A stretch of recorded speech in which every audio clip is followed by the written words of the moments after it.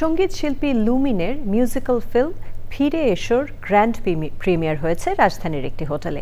বৃহস্পতিবার সন্ধ্যায় universal medical college হাসপাতালের এই আয়োজন পরিণত হয় সঙ্গীত প্রেমীদের মিলন মেলায়। সুলতানা হিমুর রিপোর্ট। দুজন একাকী মানুষের গল্পে গড়ে ওঠা মিউজিক ফিল্ম ফিরে এসো গ্র্যান্ড প্রিমিয়ার, যেখানে গানে কণ্ঠ দিয়েছেন ও ফিল্মটিতে অভিনয় করেছেন ফিডব্যাক ব্যান্ডের ভোকাল সঙ্গীত শিল্পী লুমিন। মিউজিক্যাল ফিল্মটির পরিচালনায় ছিলেন নীতা চক্রবর্তী এবং Rajibul Hossain. Universal medical college হাসপাতালের উদ্যোগে প্রিমিয়ারের এই অনুষ্ঠান হয়ে ওঠে সঙ্গীত প্রেমীদের আনন্দময় আসর। আমরা জানতাম না যে লুমিন অভিনয় করতে পারে। সে যে এরকম একটা সারপ্রাইজ নিয়ে আমাদের সামনে আমাদেরকে ডেকে এনে দেখাবে, এটা আমি কল্পনা করি নাই। বোঝা যাচ্ছে যেটা সেটা হচ্ছে ওর মেডিকেল আর মিউজিকের একটা ফিউচার রয়েছে। পৃষ্ঠপোষকরা সাহস করে আবার শিল্পীদের সম্মুখে তুলে দেবে। এটা নিছক একটা মিউজিক ভিডিও না, এটা তো একটা সিনেমাটিক। তো বলো যে হ্যাঁ, ইটস কল্ড মিউজিক্যাল ফিল্ম।